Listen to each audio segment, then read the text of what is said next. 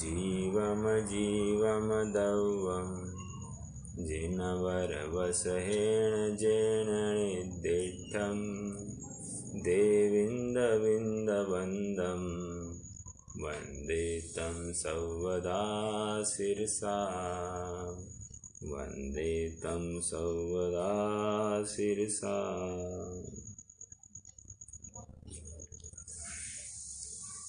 अपने प्रश्नोत्तरी को हम आगे बढ़ाते हैं। प्रश्नोत्तरी में हम प्रश्न क्रमांक 27 तक आए थे। अब विषय को और बढ़ाते हैं। हाँ जी, मैं शेयर करता हूँ स्क्रीन।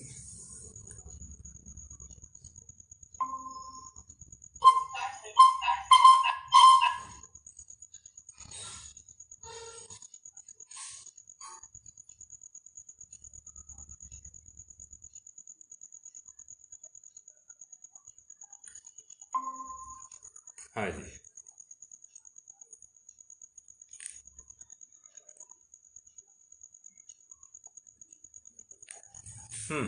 क्या आप जानते हैं दंड समुद्घात में सहयोग केवली के आदि यदि आसीन हो तो आसन प्रमाण यानी देह के त्रिगुण विस्तार प्रमाण, और यदि खड्गासन में स्थित हो तो देह विस्तार प्रमाण चौड़े आत्म प्रदेश निकलते हैं। क्या कह रहे हैं थोड़ा समझिए। यहाँ पर केवली समुद्घात की बात कर रहे हैं, और उसमें भी केवली समुद्घात में पहले समय में जो दंड समुद्घात, तो दंड समुद्घात में ये कह रहे हैं कि यदि वे पद्मासन में बैठे हुए हो, उस मुद्रा में हो, तो वहाँ पर उनके देह के 3 गुना विस्तार प्रमाण ऐसा आत्मा के प्रदेश वो होकर बाहर निकलते हैं। और यदि खड्गासन में हो तो देह विस्तार प्रमाण ही आत्म प्रदेश निकलते हैं। समझ में आया? मतलब आत्म प्रदेश पहले 3 गुना ऐसे विस्तार को प्राप्त होंगे, फिर दंड समुद्घात होगा, ऐसा इनका कहना है। ओके, ये थोड़ी नई बात, हमने इसकी चर्चा नहीं की थी आगे। और ऊपर के से नीचे तक बात वलय के प्रमाण फिर 14 राजू लंबे फैल जाते हैं। ठीक है, ये हो गया। कपाट समुद्घात में क्या होता है? दंड समुद्घात के अनंतर अगल बगल चौड़े हो जाते हैं। यदि भगवान पूर्वमुख हो तो ऊपर मध्य में, नीचे सर्वत्र वात वलयों से कम 7-7 राजू प्रमाण आत्म प्रदेश फैल जाते हैं। और यदि भगवान उत्तर मुख हो तो वात वलय का प्रमाण से हीन ऊपर तो 1 राजू, ब्रह्म क्षेत्र में 5 राजू, मध्य में 7 राजू, और नीचे मध्य में 1 राजू और नीचे 7 राजू प्रमाण चौड़े हो जाते हैं। तो ओरिएंटेशन बता रहे, पूर्व मुख होंगे तो 7 राजू एक्सटेंड होगा पूरा ऐसा कंटिन्यूस चौड़ा। और यदि उत्तर मुख हो तो जो अपना मध्य लोक अपना जो 3 लोक का नक्शा है, outer boundary, okay, front view में, तो वो फ्रंट व्यू कवर करता है। ओके, अब प्रतर समुद्घात में सामने से पीछे जितना लोक क्षेत्र बचा है उसमें वात वलय प्रमाण से हीन सर्वलोक में फैल जाते हैं। और लोक पूर्ण समुद्घात में आत्म प्रदेश वात वलय के क्षेत्र में भी फैलकर पूरे लोक प्रमाण प्रदेश हो जाते हैं। ठीक है, आगे बढ़ते हैं। 28वां प्रश्न। अब थोड़ा सा यह तात्विक प्रश्न है, करते हैं चर्चा। शुद्ध निश्चय से जीव गुणस्थान तथा मार्गणास्थान से रहित होते हुए भी पारिणामिक भाव अर्थात शुद्ध निश्चय का विषय में भव्यत्व तथा अभव्यत्व भी शामिल किया गया है। ऐसे में यदि किसी को परस्पर विरोध दिखता हो तो उसका क्या समाधान है? प्रश्न को पहले समझिए। कह रहे हैं कि पारिणामिक भाव में आपने भव्यत्व और अभव्यत्व इनको भी पारिणामिक भाव में लिया है, और तो यहाँ पर थोड़ा सा परस्पर विरोध जैसा दिखाई देता है। एक बात तो ये हो गई। और जो दृष्टि का विषय है वो भी पारिणामिक भाव बताया है। तो दृष्टि का विषय अगर पारिणामिक भाव है तो उसमें भव्यत्व अभव्यत्व कैसे आ गए, ऐसा सीधा सीधा प्रश्न है। तो उसका जवाब ऐसे देंगे कि गुणस्थान और मार्गणास्थान की चर्चा के लिए ये भव्यत्व और अभव्यत्व कार्यकारी है, लेकिन शुद्ध पारिणामिक भाव ये गुणस्थान और मार्गणास्थान में नहीं आएगा। ओके, एक बात ये हो गई। दूसरी बात ये बताएंगे कि ये भव्यत्व और अभव्यत्व ये अशुद्ध पारिणामिक भाव है। और तीसरी बात ये बताएंगे कि भव्यत्व और अभव्यत्व ये पर्याय रूप है, इसलिए वे दृष्टि के विषय नहीं बनते हैं। दृष्टि के विषय तो शुद्ध पारिणामिक भाव ही बनता है। इतनी यहाँ इस पूरे प्रकरण में चर्चा आएगी। अब देखो, हम पढ़ते हैं धीरे धीरे तो विषय और खुल जाएगा। प्रश्न क्या है, फिर से पढ़ते, प्रश्न के साथ में जवाब उत्तर पढ़ेंगे। शुद्ध निश्चय से जीव गुणस्थान तथा मार्गणास्थान से रहित होते हुए भी, शुद्ध निश्चय से गुणस्थान और मार्गणास्थान नहीं है जीव में। पारिणामिक भाव में जो शुद्ध निश्चय का विषय है उसमें, शुद्ध निश्चय मतलब आठवां नय, शुद्ध निश्चय मतलब वो परम शुद्ध निश्चय का विषय जो है उसमें भव्यत्व तथा अभव्यत्व भी शामिल किया है। और वो पारिणामिक भाव क्या है, पारिणामिक भाव में भव्यत्व और अभव्यत्व कैसे ले रहे, क्योंकि वो दृष्टि का विषय बन रहा है। तो यह प्रश्न खड़ा किया है। तो इसमें अगर आप इतने पारिणामिक भाव मानेंगे तो यहाँ पर क्या होगा, परस्पर विरोध दिखाई देता है। तो इसका समाधान चाहिए। उत्तर, पहले शुद्ध पारिणामिक भाव की अपेक्षा से गुणस्थान और मार्गणास्थान का निषेध किया था। फिर से, एक शुद्ध पारिणामिक भाव की अपेक्षा से गुणस्थान और मार्गणास्थान का निषेध किया है। अर्थात जो दृष्टि के विषयभूत पारिणामिक भाव है उसमें गुणस्थान नहीं है, मार्गणास्थान नहीं है। क्यों? मार्गणास्थान गुणस्थान ये पर्याय रूप है और ये जीव नहीं है। जीव मतलब दृष्टि के विषय रूप जो जीव है वो नहीं है। ओके, आगे। परंतु यह भव्यत्व और अभव्यत्व ये दो अशुद्ध पारिणामिक भाव होने से मार्गणा के कथन में घटित होते हैं। क्या कहा? भव्यत्व और अभव्यत्व ये मार्गणा के कथन में घटित होते हैं। यदि इस प्रकार कहा जाए कि शुद्ध और अशुद्ध के भेद से पारिणामिक भाव दो प्रकार का नहीं है परंतु एक शुद्ध ही है, तो ऐसा नहीं है। तो इन शॉर्ट क्या है कि शुद्ध और अशुद्ध के भेद से पारिणामिक भाव दो प्रकार का है। सीधी सीधी एक पॉजिटिव अफर्मेटिव सेंटेंस क्या बन रहा है, यदि इस प्रकार कहा जाए तो शुद्ध और अशुद्ध के भेद से पारिणामिक भाव दो प्रकार का है।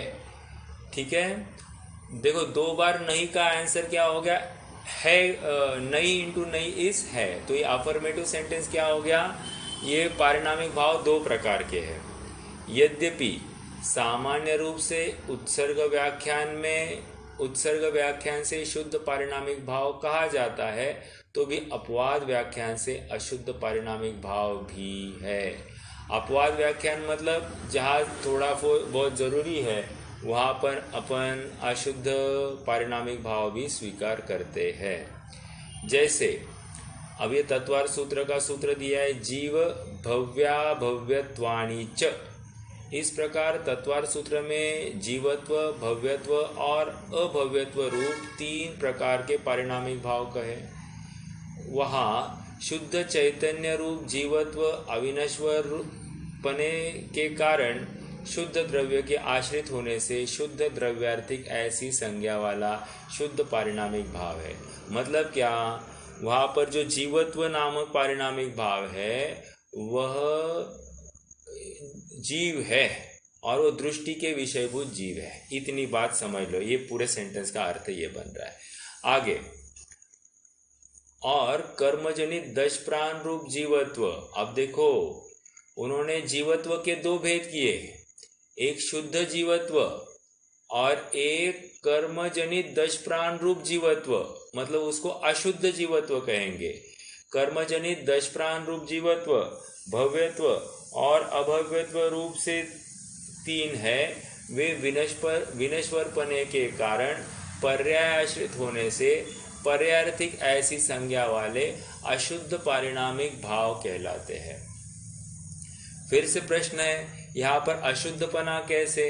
उत्तर, यद्यपि ये 3 अशुद्ध पारिणामिक भाव व्यवहार से संसारी जीव में है, तो भी सव्वे शुद्धाहु शुद्धनया, ये गाथा का अंतिम भाग, सव्वे शुद्धाहु शुद्धनया, तो शुद्ध नय से सर्व संसारी जीव वास्तव में शुद्ध है।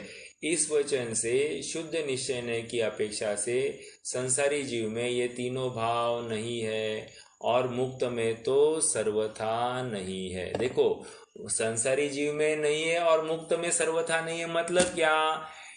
किसी अपेक्षा से संसारी जीवों में ये भाव पाए जाते हैं।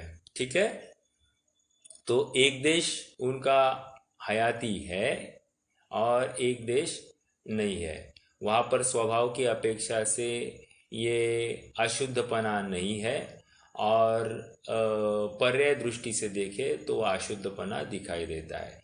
एक छोटा एग्जाम्पल देता हूँ तो आपको ये इतना मटेरियल समझ में आएगा।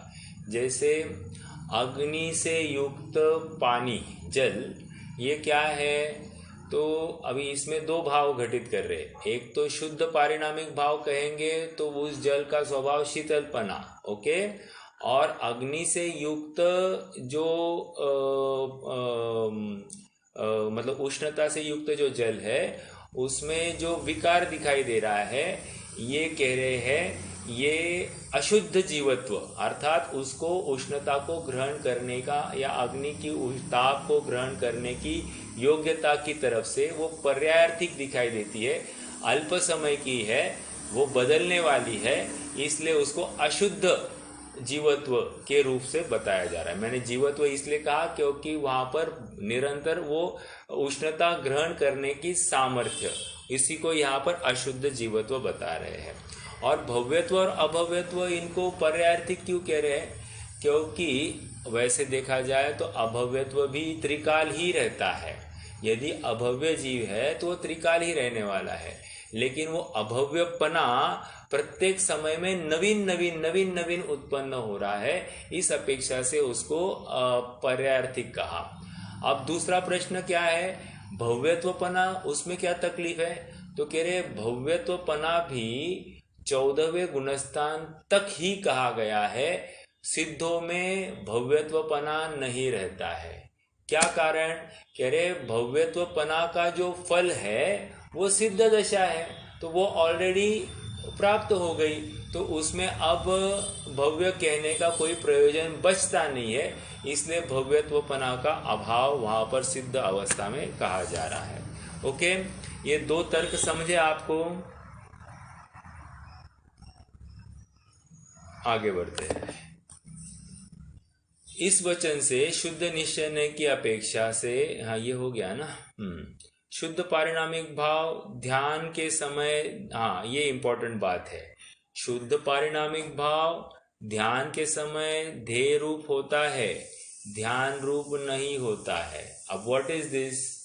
कह रहे वो जो शुद्ध पारिणामिक भाव है उसके ऊपर दृष्टि रखी जाती है, इसलिए उसको ध्येय कहा, उसको देखा जाता है, लेकिन वो ध्यान नहीं है। ध्यान मतलब पर्याय, ध्यान मतलब पर्याय, ध्येय मतलब जिसको ध्याया जा रहा है, जिसके ऊपर दृष्टि रखी जा रही, उसको ध्येय कह रहे हैं। तो क्या कह रहे? शुद्ध पारिणामिक भाव ध्यान के समय ध्येय रूप होता है, ध्यान रूप नहीं होता है। ध्यान मतलब पर्याय, क्योंकि ध्यान पर्याय विनश्वर है और शुद्ध पारिणामिक भाव तो द्रव्य रूप होने से अविनश्वर है, ऐसा भावार्थ है। ठीक है, अब अगला प्रश्न देखते हैं। मनुष्य, हाँ बोलिए। ये जो शुद्ध पारिणामिक भाव और शुद्ध निश्चय नहीं, ये दोनों सेम ही है क्या? हाँ, शुद्ध पारिणामिक भाव और शुद्ध निश्चय ये दोनों एक ही है, अर्थात इनके विषयभूत जो आत्मा है वो एक ही है, ये ऐसे कहेंगे। ठीक है,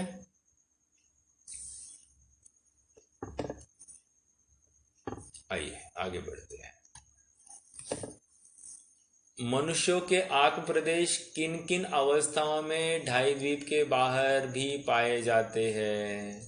तो जवाब इजी है। पहला, मारणांतिक समुद्घात के काल में है ये आत्म प्रदेश को अगर त्रस नाली के बाहर कहीं उसको छूना है तो वहाँ पर वो छूने के लिए जाते हैं आकुलता के समय में, एक। दूसरा, केवली समुद्घात के समय। और तीसरा, जब कोई तीन लोक में कहीं भी विद्यमान जीव मनुष्यों में उत्पन्न होने के लिए आ रहा होता है, तब उपपाद की अपेक्षा, अर्थात उत्पाद की अपेक्षा वो अभी बाहर है और उसके अभी नाम कर्म तो मनुष्य का चालू हो गया है, इसलिए वो त्रस नाली के बाहर पाया जा रहा है। वो ये तीसरी बात यहाँ पर समझनी चाहिए। ढाई द्वीप की अपेक्षा यहाँ पर ना त्रस नाली के बाहर समझना, वो ज़्यादा ठीक बैठेगा यहाँ पर। ओके, उपर्युक्त तीनों अवस्थाओं के अलावा कोई भी रिद्धिधारी मुनिराज, विद्याधर मनुष्य, कोई भी आहारक शरीर या मनुष्यकृत विक्रिया से ढाई द्वीप के बाहर मनुष्य के आत्म प्रदेश गमन नहीं करते। ठीक है, यहाँ पर मनुष्य की अपेक्षा ही मुख्यता बताई है। ठीक है, नहीं तो त्रस जीव का भी अपन लगा सकते, लेकिन वो फिर त्रस नाली हो जाएगी। ये ढाई द्वीप तक मनुष्यों के लिए लगा सकते और त्रस नाली तक ये त्रस जीवों को लगा सकते हैं। ओके, हाँ, अब ये अच्छा प्रश्न है, ये ऑब्जेक्टिव के रूप में हो सकते हैं इसमें प्रश्न काफी। कौन से समुद्घात किस गुणस्थान तक होते हैं? तो बता रहे हैं, कषाय समुद्घात पहले से छठवां गुणस्थान। देखो बहुत इंपॉर्टेंट है। हाँ, हमको क्या लगता है दूसरे गुणस्थान में कैसे होगा, तीसरे गुणस्थान में कैसे होगा, क्योंकि दूसरा गुणस्थान तो गिरता हुआ गुणस्थान है, तीसरा गुणस्थान में तो वहाँ मिश्र अवस्था है। ऐसी अवस्था में भी समुद्घात, कषाय समुद्घात हो सकती है, ऐसा आचार्यों का कहना है। बहुत विशेष बात है, कैसे ये हम नहीं जानते, ये थोड़ा केवल ज्ञान गोचर है, लेकिन होते हैं, जिनवानी में आया है उसके हिसाब से हम भी यहाँ पर समझ लें। दूसरा, वेदना समुद्घात, फिर से वही प्रश्न, पहले से छठवें गुणस्थान तक कहीं भी वेदना समुद्घात हो सकता है। ओके। तीसरा, वैक्रिक समुद्घात, पहले से छठवें गुणस्थान तक वैक्रिक समुद्घात होता है। चौथा, मारणांतिक समुद्घात, कह रहे कि तीसरे गुणस्थान को छोड़कर पहले से 11वें गुणस्थान तक तेजस समुद्घात होता, मारणांतिक समुद्घात होता है। तेजस समुद्घात मात्र छठवें गुणस्थान में होता है। ठीक है, हमने इसकी चर्चा काफी की थी कि द्विपायन मुनि वे मरण के पश्चात उन्होंने द्वारका जलाई या मरण से पहले जलाई, तो इस न्याय से तेजस समुद्घात यदि छठवें गुणस्थान में होता है तो हमको यहीं पर ही उन्होंने द्वारका नगरी को जलाया है और फिर उनकी देहावसान या आयु पूर्ण हो गई, ऐसा समझना पड़ेगा। छठवां, आहारक समुद्घात मात्र छठवें गुणस्थान में होता है। याद रखना, आहारक रिद्धि 7वें गुणस्थान में प्रकट होती है और आहारक रिद्धि का उपयोग वो छठवें गुणस्थान में होता है। ठीक है, आगे केवली समुद्घात मात्र 13वें गुणस्थान के अंतिम अंतर्मुहूर्त में होता है। तो ये समुद्घात की अपेक्षा गुणस्थान बताए। अब प्रकरण थोड़ा सा बदल रहा है। प्रकरण अब यहाँ पर षट द्रव्यों का जो अन्य द्रव्य है उनकी चर्चा पड़ेगी। बहुप्रदेशीपना। काय का अर्थ बहुप्रदेशी कैसे सिद्ध होता है? तो जब हम काय कहते हैं अस्थिकाय, तो अस्थिकाय में बहुप्रदेशीपना कैसे सिद्ध होता है, यहाँ पर प्रश्न किया गया है। तो उसको जवाब दे रहे हैं चियते इति कायः, अर्थात जो संग्रहित हो उसे काय कहते हैं, मतलब जो इकट्ठा हो उसे काय कहते हैं। तो द्रव्य के प्रदेश संग्रहित नहीं हुए हैं। अनादि से द्रव्य सहज स्वप्रदेशमय है, किंतु संग्रहित आहार वर्गणा के पुंज रूप काय यानी शरीर की तरह द्रव्यों में भी बहुप्रदेश है। अतः इन पांचों द्रव्यों को भी काय कहते हैं। अनेक प्रदेश होने की अपेक्षा उनका संग्रह किया जाता है और इस अपेक्षा से उनको काय यह संज्ञा योग्य है। 32वां प्रश्न, 6 द्रव्यों को दो दो भागों में विभाजित करो और उसकी अलग अपेक्षा बताइए। ये इंटरेस्टिंग है, काफ़ी डिटेल में यहाँ पर 6 द्रव्यों का विभाजन किया गया है। ये हम सबके ज्ञान के लिए ज़रूरी है। देखो, पहली अपेक्षा 6 द्रव्यों का विभाजन चेतन और अचेतन। जीव चेतन है, बाकी अन्य 5 द्रव्य अचेतन है। ओके, पहली विवक्षा। दूसरा मूर्तिक अमूर्तिक। पुद्गल मूर्तिक है और शेष 5 द्रव्य अमूर्तिक है। तीसरा एक प्रदेशी बहुप्रदेशी। काल द्रव्य एक प्रदेशी और शेष 5 द्रव्य बहुप्रदेशी है। चौथा एक अनेक, धर्म अधर्म आकाश ये एक एक है और शेष द्रव्य अनेक है, मतलब यहाँ पर जीव पुद्गल और काल द्रव्य अनेक पाए गए हैं। ओके, आगे 5वां सर्वगत व असर्वगत। आकाश द्रव्य सर्वगत और शेष 5 असर्वगत। ठीक है। क्रियावान अक्रियावान। देखो, क्रिया मतलब क्या? क्रियावती शक्ति जिसमें पाई जाती है। तो जीव और पुद्गल गमन करते हैं तो ये क्रियावान हो गए, और अन्य सभी अक्रियावान है, वे गमन आदि नहीं करते हैं। परिणामी अपरिणामी। तो जीव और पुद्गल परिणामी है, शेष अपरिणामी है। याद रखना, ये कथनचित परिणामी समझना, यहाँ पर सर्वथा परिणामी नहीं समझना। ठीक है। सर्वथा परिणामी मानेंगे तो क्या तकलीफ होगी? जीव और पुद्गल को सर्वथा परिणामी मानेंगे तो क्या तकलीफ होगी?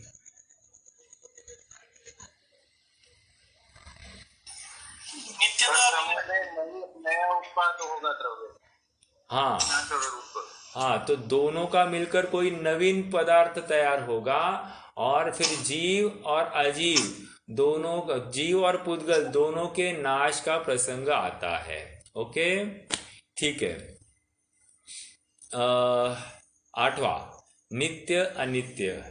जीव तथा पुद्गल परिणामी होने से अनित्य है और शेष 4 अपरिणामी होने से नित्य शुद्ध है।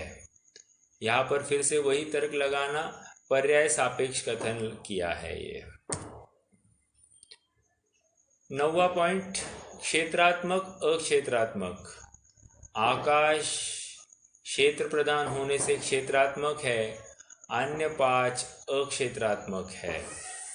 क्यों? आकाश की अपेक्षा ही क्षेत्र की चर्चा होती है मुख्यता की अपेक्षा, तो इसलिए क्षेत्रात्मक। वैसे तो 6 द्रव्य क्षेत्र घेरते ही है, लेकिन आकाश जगह देता है, इस अपेक्षा से वो कथन समझना। कारण अकारण जी, हाँ, ये अच्छा तर्क है ना। जीव अकारण व शेष 5 कारण।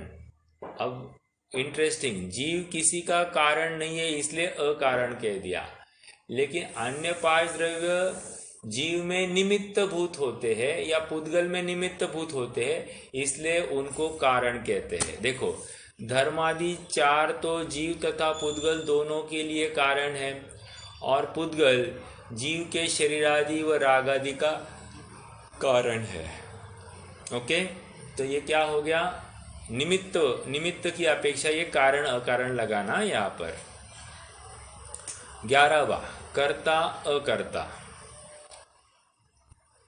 इच्छावान होने से जीव कर्ता, शेष 5 अकर्ता। ओके, इच्छावान जीव है, इस अपेक्षा से कर्ता अकर्ता ऐसा भेद। भोक्ता अभोक्ता, फिर से वही तर्क लगेगा, इच्छावान होने से जीव भोक्ता और शेष अभोक्ता। और लास्ट, द्रव्यात्मक और भावात्मक। ज्ञानात्मक होने से जीव भाव स्वरूप है और जड़ होने से शेष द्रव्य स्वरूप है। क्या कहा, ज्ञानात्मक होने से जीव भाव स्वरूपी और शेष जड़ होने से द्रव्य स्वरूप है। ठीक है, तो यहाँ पर ज्ञान की मुख्यता से भाव स्वरूपी कह दिया। अगला प्रश्न, चूलिका किसे कहते हैं? चूलिका शब्दार्थ कथ्यते चूलिका विशेष व्याख्यानम अथवा उक्तानुक्त व्याख्यानम उक्तानुक्त संकीर्ण व्याख्यानम चेति च इति। अभी हिंदी में उसका अनुवाद। चूलिका शब्द का अर्थ कहा जाता है किसी पदार्थ के विशेष व्याख्यान को, कथन किए गए विषय में अकथित विषय के व्याख्यान को, और कहे गए तथा नहीं कहे गए विषय के मिश्र व्याख्यान को चूलिका कहते। 3 बातें आ रहे हैं। किसी पदार्थ का विशेष व्याख्यान मतलब कहा गया पदार्थ का विशेष व्याख्यान। दूसरा कह रहे कथन किए गए विषय में अकथित विषय के व्याख्यान को। देखो, जैसे मैं इधर आया, इसका मतलब क्या, मैं उधर नहीं गया, तो ये अकथित व्याख्यान, ऑलराइट, और व्याख्यान, और कहे गए तथा नहीं कहे गए विषय के मिश्र व्याख्यान को, मतलब मैं इधर आया ये भी बताएंगे और मैं उधर नहीं गया ये भी बताएंगे।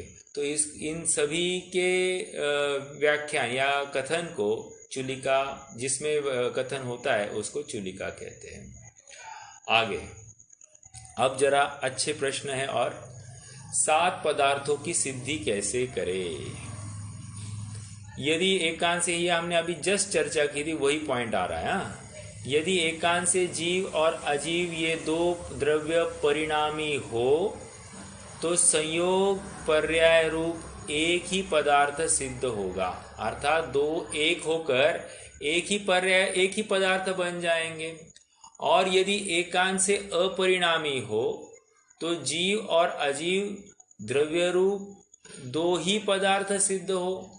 ओके, पदार्थ मतलब यहाँ पर 9 पदार्थ के अपेक्षा 2 पदार्थ की चर्चा चल रही है। तो कह रहे यदि अपरिणामी है तो जीव और अजीव ये 2 ही पदार्थ होंगे, फिर जीव का आश्रव, बंध, संवर, निर्जरा, मोक्ष या पुण्याश्रव, पापाश्रव ये कुछ भी घटित नहीं होगा। वैसे ही अजीव में भी नहीं घटित होगा। ओके, क्योंकि वे अपरिणामी है, तो अपरिणामी आश्रय रूप कैसे कन्वर्ट होगा? नहीं होगा, जैसा है वैसा ही बनेगा, कूटस्थ रहेगा। तो ऐसा भी नहीं है। अथ आश्रव आदि 7 पदार्थ किस प्रकार सिद्ध होते? उसका उत्तर, कथनचित परिणामी पने के कारण 7 पदार्थ सिद्ध होते हैं। मतलब कथनचित परिणामी है जीव और अजीव, और कथनचित अपरिणामी है जीव और अजीव, ऐसा समझना चाहिए। ठीक है, उसी से 7 पदार्थों की सिद्धि होती है। शुद्ध पारिणामिक, अगला प्रश्न, शुद्ध पारिणामिक भाव की भावना का क्या अर्थ है? इसके पर्यायवाची नाम बताइए। शुद्ध पारिणामिक भाव की भावना। शुद्ध पारिणामिक भाव की भावना मतलब क्या? जो दृष्टि के विषयभूत आत्मा है उसकी भावना। ओके, देखो क्या कह रहे हैं, जो स्वशुद्धात्मा के सम्यक श्रद्धान ज्ञान आचरण रूप होगा वह भव्य इस प्रकार के भव्यत्व नामक पारिणामिक भाव के साथ संबंधित व्यक्ति कही जाती है। अर्थात भव्यत्व पारिणामिक भाव की व्यक्तता अर्थात प्रगटता कही जाती है। मतलब क्या है, जिस जीव ने रत्नत्रय प्रकट कर दिया है वह भव्य है, और उस भव्यत्व किस कारण हुआ है, क्योंकि उसने वो पारिणामिक भाव का आश्रय लिया है, अर्थात वो भव्यत्व की व्यक्ति हो गई। अभी देखो, जैसे कोई मिथ्या दृष्टि है, मान लीजिए वो भव्य है, लेकिन वो भव्यत्व पने की व्यक्ति हुई क्या, प्रकट हुआ क्या, नहीं हुआ। क्यों नहीं हुआ, क्योंकि अभी तक रत्नत्रय प्रकट ही नहीं हुआ। जिस समय में रत्नत्रय प्रकट होता है उस समय में हम उस भव्यत्व पने की व्यक्ति हो गई ऐसा कहेंगे। और वो कब होगा, वो शुद्ध पारिणामिक भाव स्वरूप अपने आत्मा के आश्रय रूप होगा। ठीक है, और अध्यात्म भाषा में उसे ही द्रव्य शक्ति रूप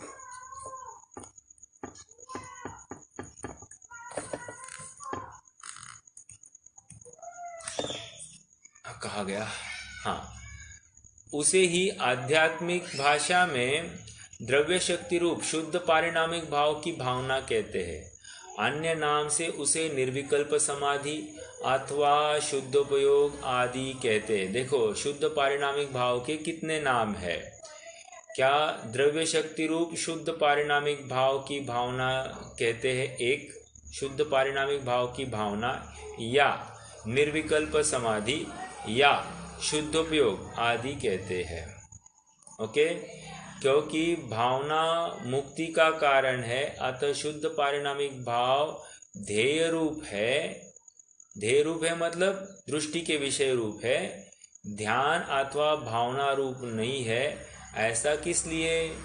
समाधान, ध्यान अथवा भावना रूप पर्याय विनाशिक है। अंडरलाइन दिस, पर्याय कभी भी विनाशिक होती है, इसलिए वह दृष्टि का विषय नहीं बनती है। इसी न्याय से अरहंत सिद्ध ये पर्याय ये दृष्टि का विषय नहीं बन सकती है। ओके, या इवन सम्यक्त्व पर्याय ये दृष्टि का विषय नहीं बन सकती है। मुनिराज ये दृष्टि का विषय नहीं बन सकते हैं। समझ में आ रहा है क्या? हाँ, फिर से पढ़ते। ध्यान अथवा भावना रूप पर्याय विनाशिक है और वह शुद्ध पारिणामिक भाव तो द्रव्य रूप होने से अविनाशी है। यह तात्पर्य यह है, मिथ्यात्व रागादि विकल्प जाल रहित निज शुद्धात्मा की भावना से उत्पन्न सहजानंद जिसका एक लक्षण है, ऐसे सुख के संवेदन रूप जो भावना है वह मुक्ति का कारण है। उस भावना को कोई पुरुष किसी अन्य के नाम से कहते हैं। उस भावना को कोई पुरुष किसी अन्य नाम से कहते हैं। ठीक है, अलग अलग नाम, निर्विकल्प समाधि कहो या शुद्धोपयोग आदि कहो। ओके, चलिए अगला प्रश्न थोड़ा सा और तात्विक है। आश्रय और बंध के होने में मिथ्यात्व अविरति आदि कारण समान है, तो आश्रय और बंध में क्या अंतर है? ये प्रश्न क्यों खड़ा हुआ? क्योंकि तत्वार सूत्र में आश्रय बंध के कारण मिथ्यात्व अविरति कषाय प्रमाद और योग बताया, और छह डाला में आश्रय के कारणों में मिथ्यात्व अविरति कषाय प्रमाद और योग बताया। तो कह रहे कि दोनों के कारण एक एक सेम बात बता रहे हैं, तो दोनों में अंतर है या नहीं है? अगर अंतर है तो ठीक है, अंतर नहीं है तो अलग अलग क्यों बताए? तो वे कह रहे इनमें अंतर है। प्रथम क्षण में कर्म स्कंदों का जो आगमन है वह आश्रय है, और आगमन के पश्चात द्वितीय आदि क्षणों में जीव के प्रदेशों में उन स्कंदों का रहना वह बंध है। इस प्रकार आश्रव और बंध में अंतर है। हाँ, ऐसा हो सकता है कि वर्तमान समय में आश्रव हो रहा है और पूर्व के समय का कोई बंध इस जीव को होता हो, ऐसा मतलब पूर्व के समय के आश्रव संबंधी वर्तमान में बंध होता हो, ऐसा हो सकता है। ठीक है। और एक प्रश्न अच्छा है ये, बंधापसरण और संवर में क्या अंतर है? पहले बंधापसरण को समझेंगे। बंधापसरण ये प्रायोग्य लब्धि में होता है, अर्थात जब भी कोई जीव पंचलब्धि से गुजरता हुआ प्रायोग्य लब्धि में आता है, तो प्रायोग्य लब्धि में बंधापसरण के माध्यम से इस जीव के 46 प्रकृतियों का बंध होना रुक जाता है। कितने? 40 प्रकृतियों का बंध होना रुक जाता है। लेकिन ये 40 प्रकृतियों का बंध मात्र सम्यक तो होने तक है। उनमें से कितने ही प्रकृतियों का बंध फिर से चालू हो जाता है। तो इस न्याय से क्या हुआ, बंधापसरण ये टेम्पररी है, ओके, और किन्हीं किन्हीं प्रकृतियों में ही हो रहा है। लेकिन संवर क्या है? संवर कह रहे हैं कि एक बार संवर होने लग गया तो अब कंटिन्यूअसली संवर होने वाला है। एक पर्टिकुलर प्रकृति का संवर चालू हो गया, अर्थात नवीन बंध होना बंद हो गया, तो फिर अब वो कंटिन्यूअसली बंध के अभाव रूप ही होगा, ऐसा संवर की व्यवस्था है। तो संवर यद्यपि बंधापसरण में भी बंध नहीं हो रहा है और संवर में भी बंध नहीं हो रहा है, लेकिन बंधापसरण में फिर से बंध चालू होता है और संवर में एक बार बंद होना रुक गया तो दोबारा नहीं होता है। ओके, अब देखो जवाब पढ़ते हैं। बंधापसरण तो मिथ्यात्व गुणस्थान में प्रायोग लब्धि के समय होता है। वह मिथ्या दृष्टि यदि करण लब्धि न कर सका तो प्रायोग लब्धि से गिरकर फिर इसी गुणस्थान, इसी मतलब पहले गुणस्थान में बंद करने लगता है, तथा यदि ऊपर गुणस्थानों में चढ़ा तो उनमें चढ़ा तो भी इनमें से कुछ प्रकृतियों का कुछ गुणस्थानों तक बंद करने लगता है। किंतु जिस प्रकृति का संवर जिस गुणस्थान में होता है उसमें वह उससे ऊपर के सब गुणस्थानों में अतीत गुणस्थान में कहीं भी उसका बंध नहीं हो सकता। बंधापसरण अभव्य के भी हो सकते हैं, किंतु संवर कभी भी अभव्य के नहीं होता है। ये इम्पोर्टेंट पॉइंट, ओके। संवर मात्र भव्य के ही पाया जाता है, अभव्य के नहीं। अगला प्रश्न,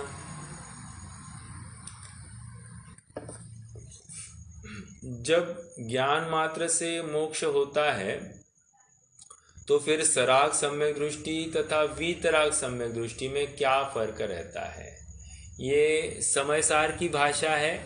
ज्ञान मात्र से मोक्ष की प्राप्ति या ज्ञानम पच्चक्षाणम, ओके, ज्ञान ही प्रत्याख्यान है, ऐसी 35वीं गाथा आदि आदि काफ़ी जगह पर आया है विषय। तो यहाँ पर उसका समाधान दे रहे हैं, कह रहे हैं कि यद्यपि यह कथन द्रव्य मतलब अध्यात्म की दृष्टि से स्वीकृत है, वहाँ पर श्रद्धा की मुख्यता को लेकर कथन है, श्रद्धा प्रधान कथन है, लेकिन ज्ञान प्रधान कथनों में ऐसा कहना ठीक नहीं है। जितने मात्रा में अभी भी आश्रव होता है या जितने मात्रा में सरागता है उतनी मात्रा में नवीन बंध होता ही होता है, ओके। और उसके लिए इन्होंने दीपक का उदाहरण दिया। दीपक लेकर कोई जीव एक अंधा गड्ढे में गिर गया और दूसरा दीपक लेकर गड्ढे में गिर गया, तो कह रहे हैं कि दोनों गिरे हैं तो दोनों को कोई न कोई शारीरिक वेदना होना संभावित है, इसलिए उनको बंध होता है। ऐसा नहीं कि सरागता में मोक्ष की प्राप्ति होती है। देखो पढ़ते हैं, अंधकार में दो मनुष्य है, एक के हाथ में दीपक है, दूसरा दीपक रहित है। ये पढ़ा था हमने, याद होगा आपको। उस दीपक रहित मनुष्य को कुएं में गिरने अथवा सर्प आदि का ज्ञान नहीं है। किसको? दीपक रहित को, अर्थात वो अंधा है, राइट। अतः उसका विनाश हो उसमें उसका दोष नहीं है। परंतु देखो, उन्होंने मिथ्या दृष्टि या जो अंधा है, मोहांध है, उसका विनाश हो इसमें कोई बड़ी बात नहीं है, इसमें उसका दोष नहीं है। ऐसा कहने का अर्थ क्या है? अर्थात वो विनाश होने ही वाला है, उसमें कोई बड़ी बात नहीं है, गड्ढे में गिरे अथवा नहीं गिरे, ऐसा कहना है। ओके। परंतु जिसके हाथ में दीपक है वह कुएं में गिरने आदि से विनाश को प्राप्त हो तो उसे दीपक का फल प्राप्त नहीं हुआ। लाइट लेकर, टॉर्च लेकर चला है तो भी गड्ढे में गिरा, तो टॉर्च लेकर चलना कार्यकारी नहीं हुआ, ये कह रहे हैं। ओके, ये सम्यक दृष्टि जीव है।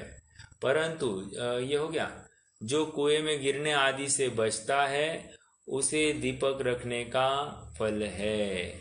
उसी प्रकार कोई भी जीव रागादि है, मेरे भाव नहीं है, इस प्रकार भेद विज्ञान नहीं जानता, तब तक वह कर्म से बंधता है। अन्य कोई जीव रागादि से भेद ज्ञान होने पर भी जितने अंश में रागादि का अनुभव करता है उतने अंश में वह भी बंधता ही है। उसे ही रागादि के भेद विज्ञान का फल नहीं है। जो रागादि से भेद विज्ञान होने पर रागादि का त्याग करता है उसे भेद विज्ञान का फल है, ऐसा जानना। वही कहा, चक्षु से देखने का फल सर्पादि दोष का त्याग है। देखने पर भी सर्प के बिल में पड़ने वाले के नेत्र निरर्थक है, अर्थात आंखों का कोई फायदा नहीं है। आगे, अज्ञानी तथा ज्ञानी की निर्जरा में क्या अंतर है? ओके, ये अच्छा प्रश्न है। अज्ञानी की निर्जरा अकाम निर्जरा होती है और ज्ञानी की निर्जरा दोनों सकाम और अकाम दोनों प्रकार की होती है। देखो, पढ़ते हैं। संवर पूर्वक की मोक्ष के कारण रूप निर्जरा है, वह केवल ज्ञानियों के ही होती है। जो अज्ञानियों की निर्जरा है वह गजस्नानवत निष्फल है। गजस्नानवत मतलब वो जो मिट्टी से स्वयं को लिपता है, इसलिए नहाने के बाद लिपता है, इस अपेक्षा से निष्फल, नहाना कार्यकारी नहीं हुआ। वैसे ही निर्जरा करना कार्यकारी नहीं हुआ। इसमें जितने भी बाल तप है, कुतप है, ये सब इसी कैटेगरी में जाएंगे अज्ञानियों की अपेक्षा। जो अज्ञानी की निर्जरा है वह गजस्नानवत निष्फल है, क्योंकि अल्प कर्म खिरता है और वह बहुत अधिक बांधता है। थोड़ा सा खिरा और बांधा अधिक, इस कारण वह ग्रहण करने योग्य नहीं है। देखो, जैसे हमने इष्टोपदेश में भी देखा, क्या वहाँ पर ये गजस्नानवत ही कहा है। और दूसरी बात वहाँ पर कह रहे कि थोड़े से पुण्य कमाने के लिए हम ज़्यादा पाप कमाएं, ये योग्य नहीं है। कौन सा? हाँ, राइट। स्वशरीर सपंकेन स्नास्यामिति विलिम्पति। ओके, वही बात है। मतलब पुण्य करने के लिए जरूरी नहीं है कि हम पापाचरण में प्रवृत्ति करें। वहाँ पर उदाहरण तो ये दिया कि दान करना है इसलिए मैं ज़्यादा कमाऊँ, ऐसी भावना नहीं करना। जितना अपने पास है उसमें से दान करने की भावना करना। दान देने के लिए नवीन कमाने की भाव योग्य नहीं है। आगे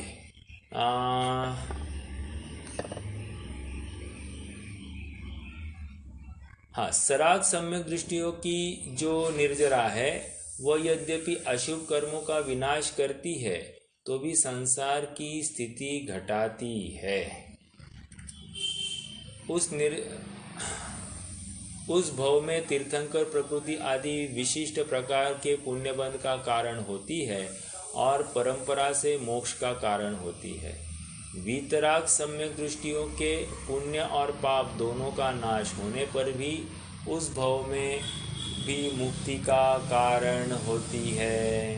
ओके, तो ज्ञानियों की निर्जरा मुक्ति का कारण है और अज्ञानियों की निर्जरा ये विशेष बंध का कारण है, इसलिए वो उपादेय रूप नहीं है। आगे कारण समय सार पर नोट लिखे। अब देखो क्या कह रहे हैं, ये नवीन प्रकरण है, थोड़ा पढ़ते हैं।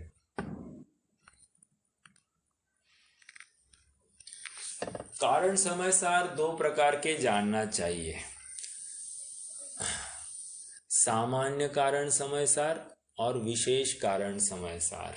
ठीक है, अनाद्यानंत अखंड अहेतुक चैतन्य स्वभाव को सामान्य कारण समय सार कहते हैं, अर्थात त्रिकाली ध्रुव को यहाँ पर सामान्य कारण समय सार कहते हैं।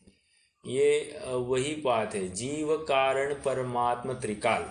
तो ये जीव कारण परमात्मा त्रिकाल मतलब यहाँ पर क्या कह रहे, सामान्य कारण समय सार। ओके, मतलब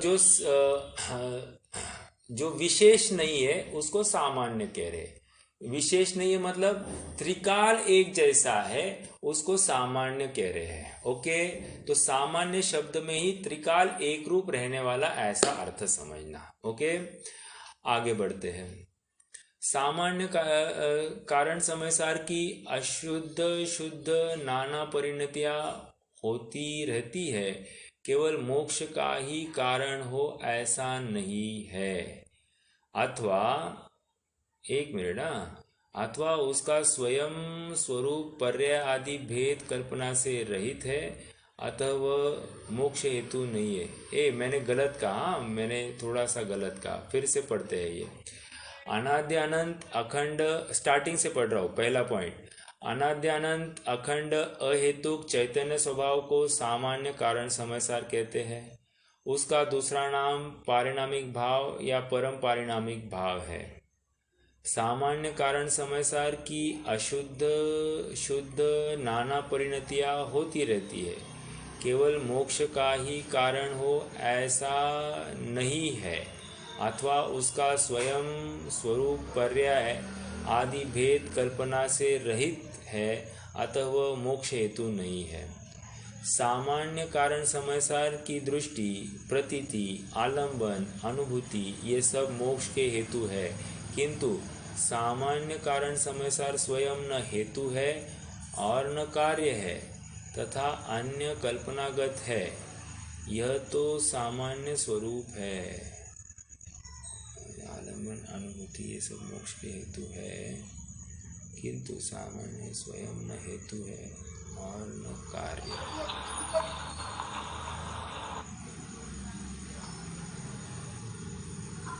ये पूरा पहला स्टेटमेंट। हाँ, थोड़ा सा अपन और दूसरा देखते, सेकंड स्टेटमेंट भी पढ़ते, फिर अपन समझते क्या है। पहले बोले पारिणामिक कह रहे, फिर बाद में उपयोगी नहीं ऐसा सब। ठीक है, पढ़ते। और विशेष कारण समय सार, सामान्य कारण समय सार की दृष्टि, प्रतीति, आलंबन, भावना, अनुभूति, अनुरूप, परिणति ये सब विशेष कारण समय सार। ओके, मतलब ये अनुभव कार्य समय सार को ही यहाँ पर विशेष कारण समय सार कह रहे। सामान्य कारण समय सार के अनुरूप परिणमन रूप विशेष कारण समय सार मोक्ष का साक्षात हेतु है। ओके, इसके दूसरे नाम निश्चय,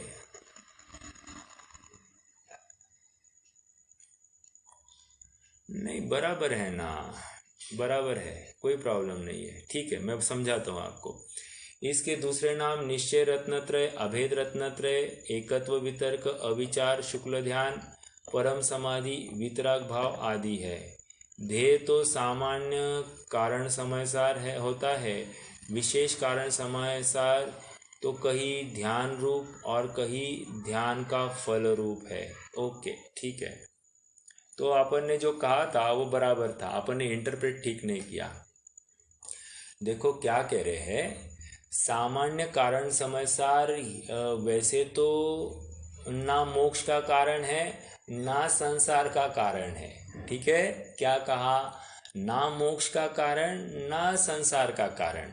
हाँ, लेकिन जिसको मोक्ष की प्राप्ति करनी है उसको तो सामान्य कारण समयसार का ही आश्रय लेना पड़ेगा।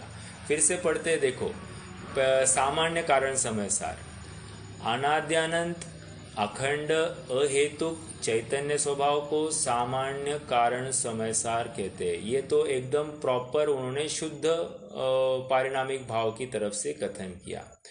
अब दूसरा पॉइंट जो है, सामान्य कारण समयसार की अशुद्ध शुद्ध नाना परिणतियां होती रहती है।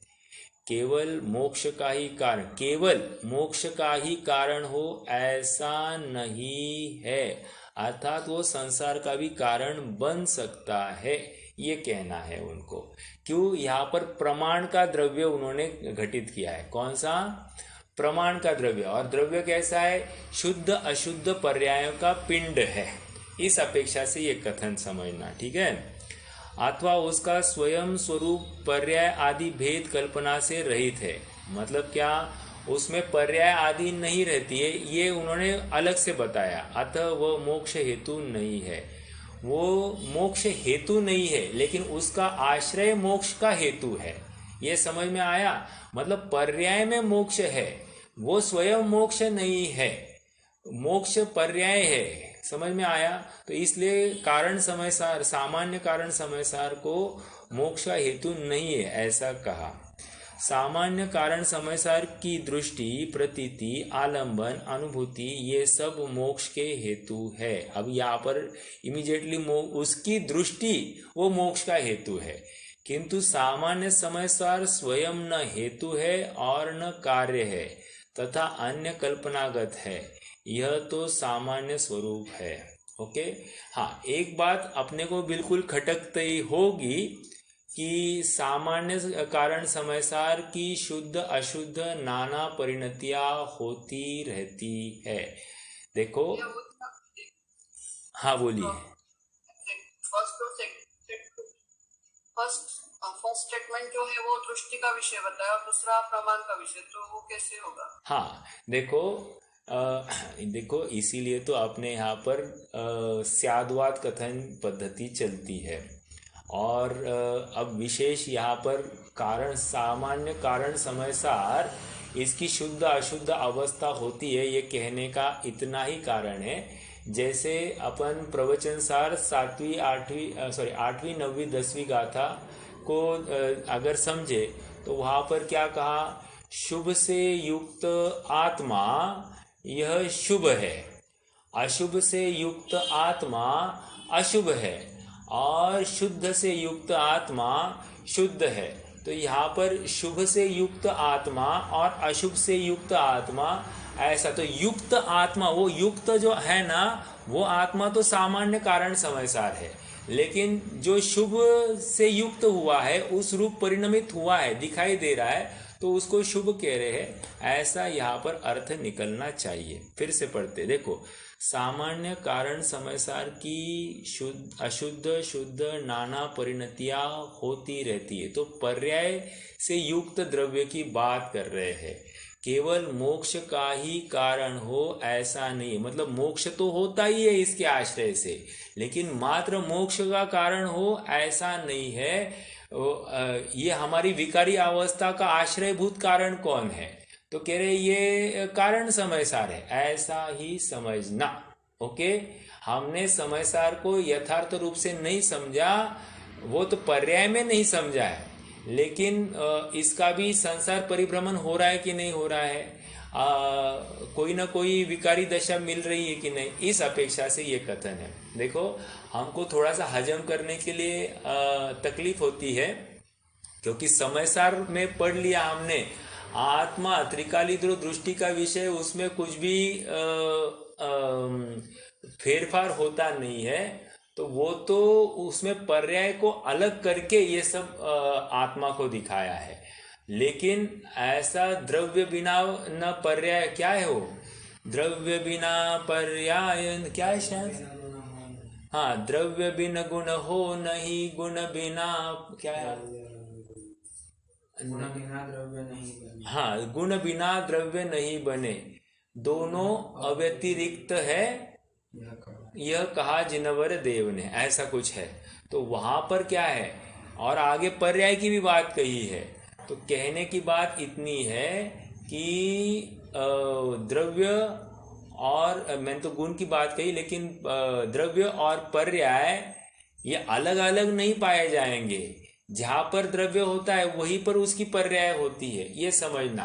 अब मान लीजिए द्रव्य पर्याय विकारी है, तो द्रव्य को भी विकारी कहा जाता है। ओके, यदि पर्याय शुभ वाली है तो द्रव्य को भी शुभ कहा जाएगा। द्रव्य जहाँ पर अशुभ है तो द्रव्य पर्याय अशुभ है तो द्रव्य को भी अशुभ कहा जाएगा। और जहाँ पर पर्याय शुद्ध है वहाँ पर द्रव्य को भी शुद्ध कहा जाएगा। तो ये पर्याय सापेक्ष कथन यहाँ पर लगाया है। हाँ, हमको लग रहा है कि सामान्य कारण समयसार जो दृष्टि का विषय है उसको आप इस प्रकार से मत कहो, ये थोड़ा सा लॉजिकल तो है, लेकिन यहाँ पर अपेक्षा इसी प्रकार हमको लेनी पड़ेगी। ओके,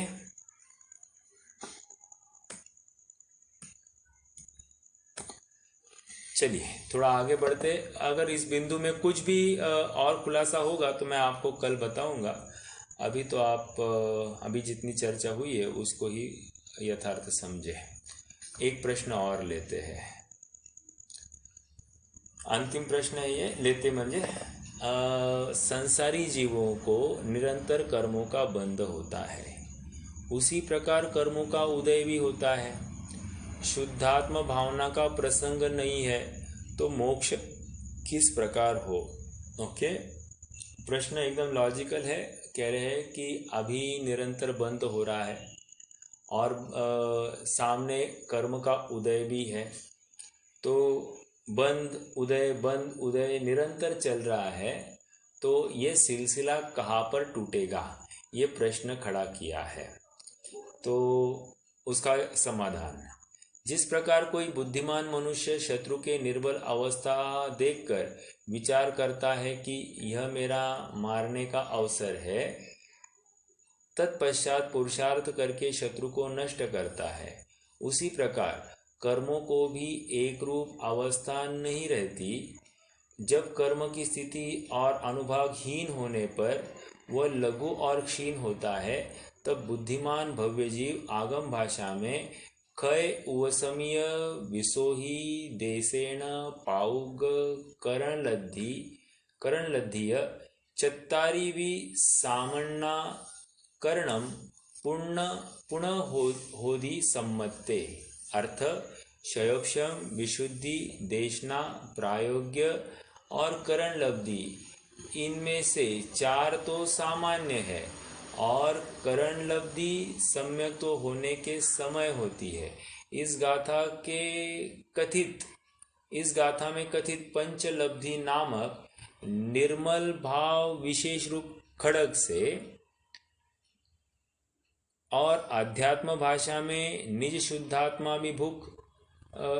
शुद्धात्मा अभिमुख परिणाम नामक विशेष प्रकार की निर्मल भावना रूप खड़ग से पुरुषार्थ करके कर्म शत्रु को नष्ट करता है। देखो, थोड़ा सा मैं इस प्रकरण को ढीला करूं। क्या कह रहे हैं कि मान लीजिए दो जनों में आपस में कुश्ती हो रही है या लड़ाई हो रही है। तो लड़ाई जब हो रही है तो एक ने दूसरे आदमी को, अपने प्रतिद्वंदी को इतना पीटा है कि वो अब मरणासन्न हो गया है।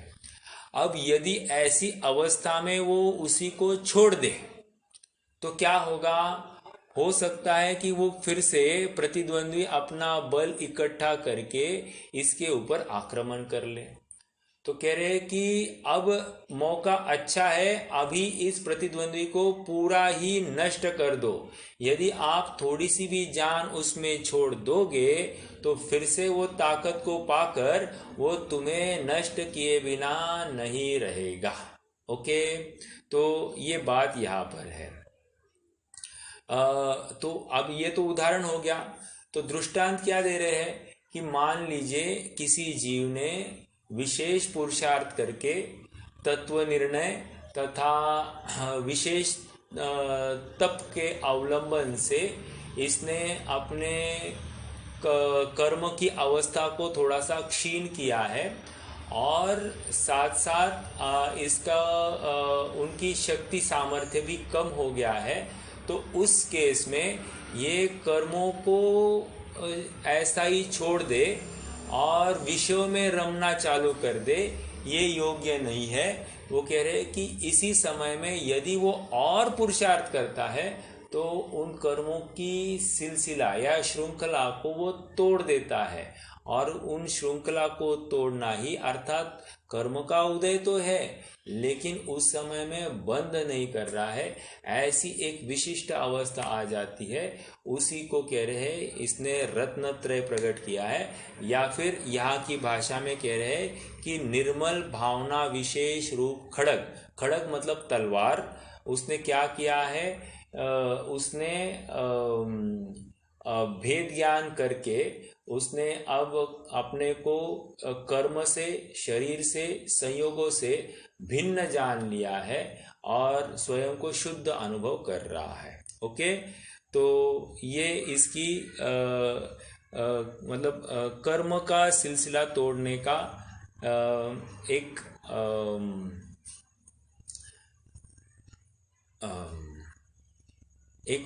मतलब उसी प्रकार किया जा सकता है।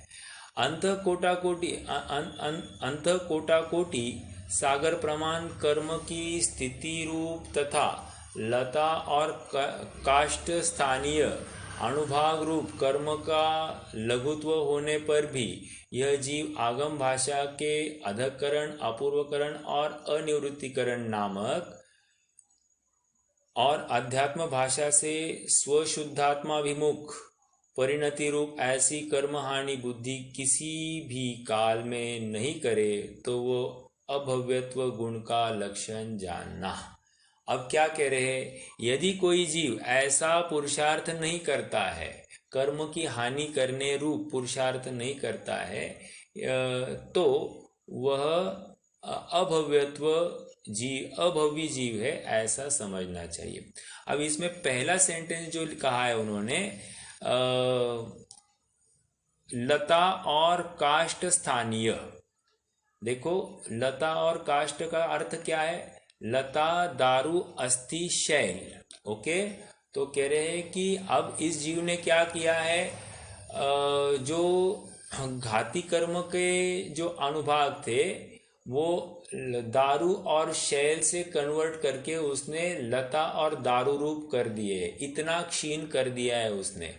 अब ऐसी अवस्था में फिर से उनको छोड़ देना समझदारी नहीं होगी। ओके, तो यहाँ तक पहुंचकर भी अर्थात प्रायोगिक लब्धि तक पहुंचकर भी दोबारा वहां से रिटर्न मिथ्यात्व में आना समझदारी नहीं है, ये कह रहे हैं। ओके, ये तो आगम भाषा हो गई। और अध्यात्म भाषा क्या कह रहे हैं कि अध्यात्म भाषा से स्वशुद्धात्मा अभिमुख परिणति ऐसा कर्म हनन बुद्धि किसी भी काल में नहीं करे। ओके, अर्थात स्वशुद्धात्मा अभिमुख परिणति या परिणाम नहीं करता है तो वो अभव्य जीव समझना चाहिए। ओके, हाँ, तो ये अपना 41वां प्रश्न हो गया है।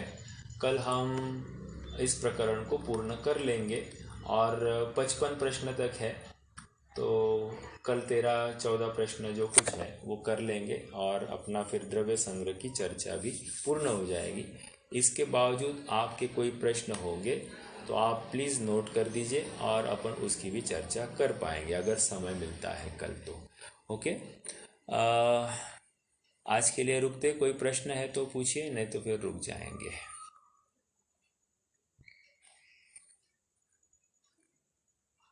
भैया जी, हाँ जी, बोलिए।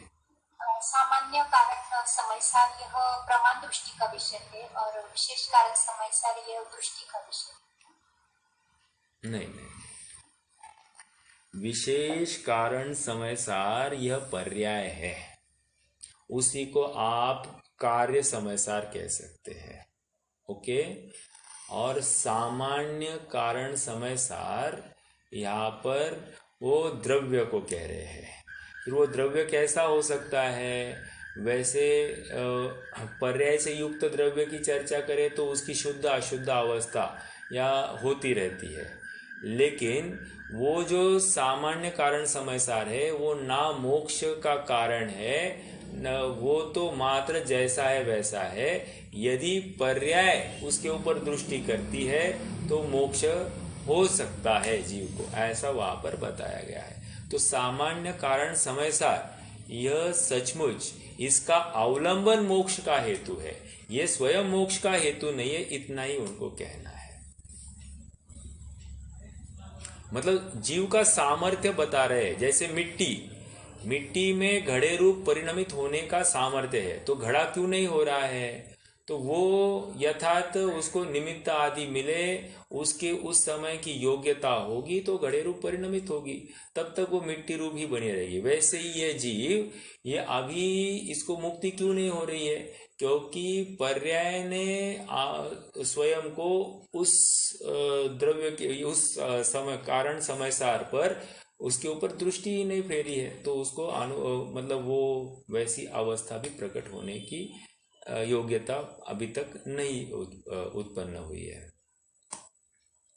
ठीक है। विशेष कारण समय सार ये तो पर्याय रूप है।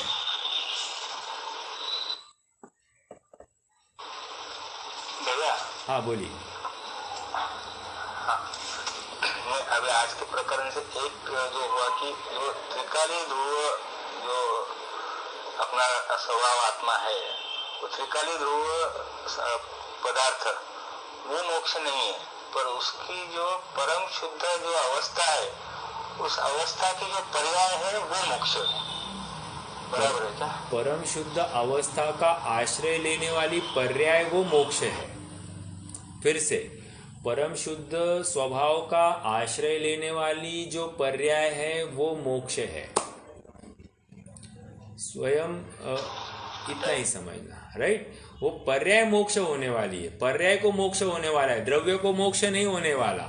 उपचार से हम कहते हैं कि द्रव्य को मोक्ष हो गया, लेकिन द्रव्य तो द्रव्य रूप ही है।